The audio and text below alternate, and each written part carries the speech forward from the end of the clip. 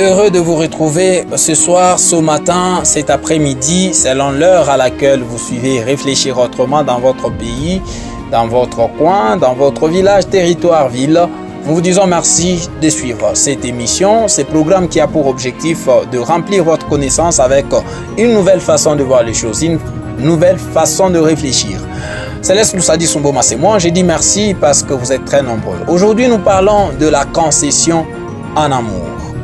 Concession en amour avec M. Lionel Kalunga, que je salue directement. Merci et bienvenue. Merci beaucoup et merci aussi à vous et merci à ceux qui vont réfléchir avec nous.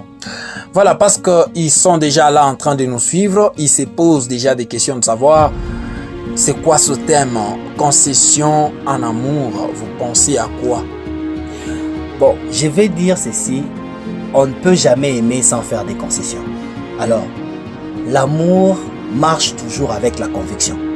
Si on n'est pas convaincu, on n'est pas amoureux. L'amour ne marche pas avec la peur. Selon Réfléchir autrement, j'ai défini la peur comme étant cette crainte que nous avons de voir l'extérieur nous faire du mal. Tandis que la conviction, c'est cette peur que nous avons que notre intérieur puisse blesser l'extérieur. Ça veut dire blesser notre prochain et qu'on sort. Alors, la concession provient de quoi? Lorsque nous commençons à aimer quelqu'un, la première des choses, les sentiments qui naissent en nous, c'est ces sentiments-là d'avoir peur de les perdre. Donc, on ne veut pas les perdre. Seulement, il y a un piège là-dedans. Soit cette crainte de perdre cette personne-là évolue dans le sens de la peur, ça crée des fanatiques. Et si ça évolue dans le sens de la conviction, ça crée un amour. Donc, c'est ça la concession que je veux parler. Vous voulez parler aujourd'hui de la concession dans les sens dont vous veniez d'expliquer et quel est le rapport qu'il y a entre la concession en amour et les auditeurs ou les internautes qui nous suivent en ce moment? Bon, le but de Réfléchir autrement, plus on va continuer à suivre les émissions, plus on va commencer à comprendre ce que je vais dire. C'est amener les gens à la responsabilité. Vous voyez, la plupart des fois, nous avons peur. Peur, quand j'aime, je ne veux pas perdre la personne parce qu'elle est tellement importante pour moi. La peur naît en moi.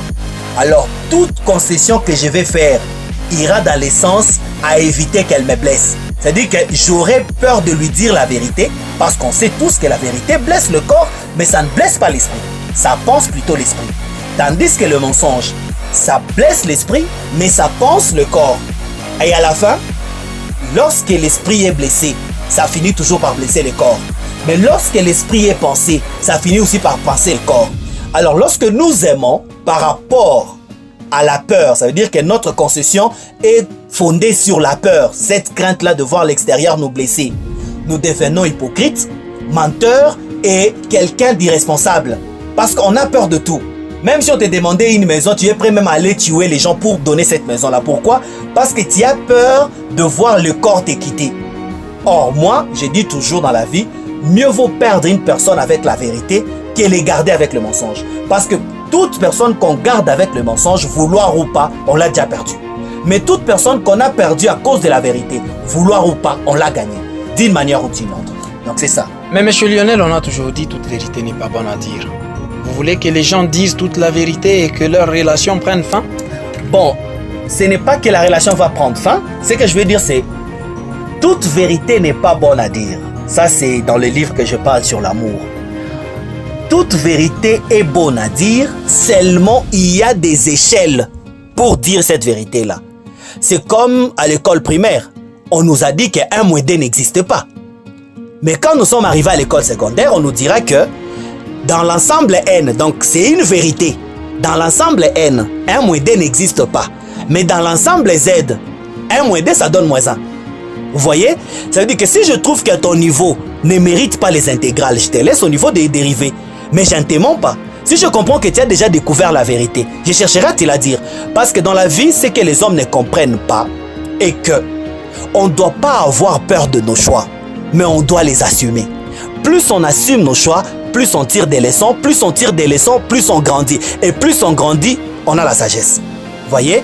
Donc, quand j'ai fait mon choix, j'accepte ce choix-là, je comprends déjà que ça m'a déjà quitté. Parce que chaque fois qu'un enfant vient au monde, c'est à ces moments-là que ses parents commencent à se battre contre la mort.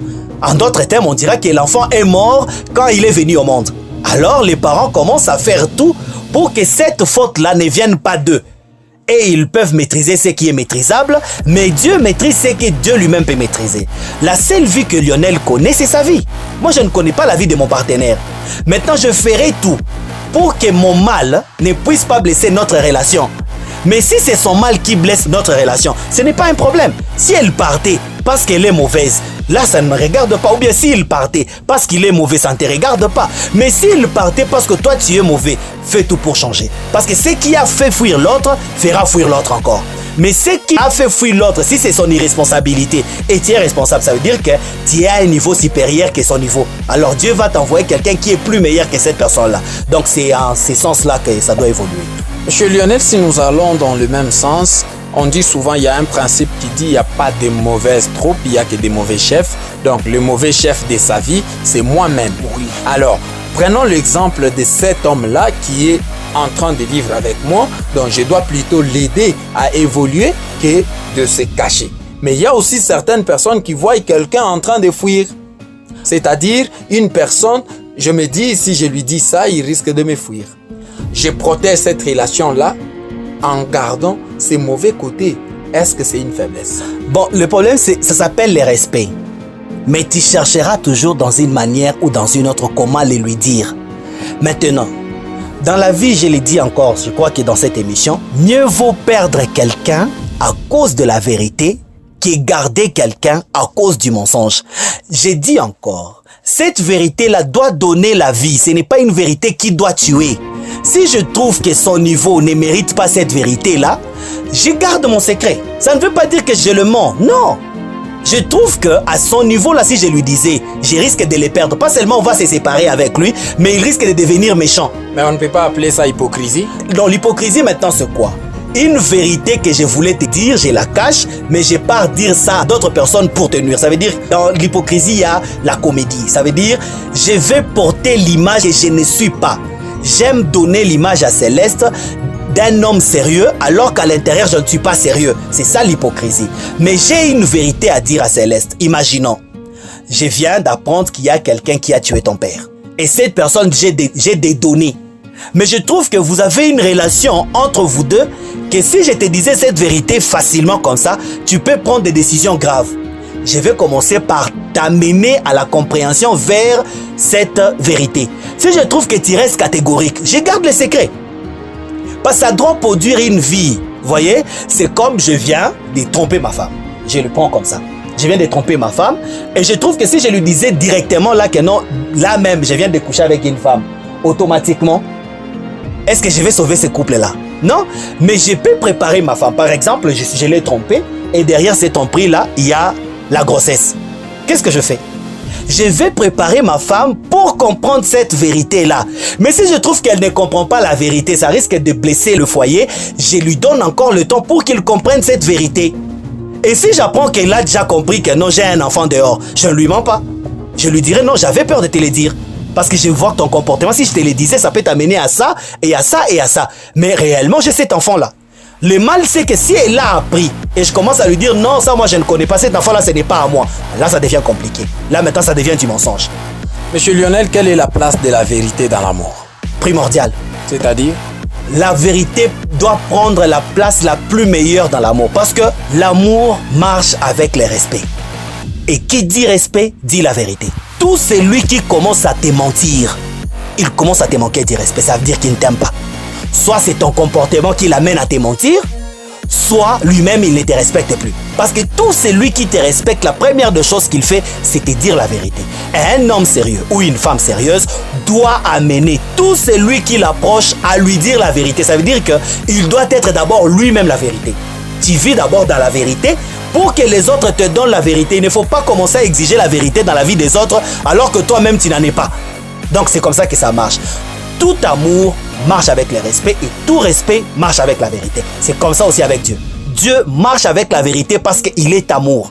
Donc l'amour sans vérité, ça n'existe pas. Ça devient du fanatisme. C'est ça ce que j'ai dit dans la concession. Et monsieur Lionel, aujourd'hui, y a-t-il un critère de choix pour avoir un amour vrai ou avoir une concession d'amour? La concession d'amour, ça existe. Si j'aime mon travail, je vais concéder. Ça veut dire que les temps que je pouvais me réveiller à 9h, mon travail commence à 7h, je pars à 7h.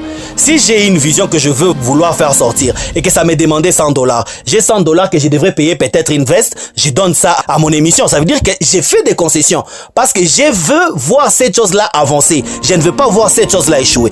La concession existe en tout. Maintenant, l'amour vrai commence par nous-mêmes.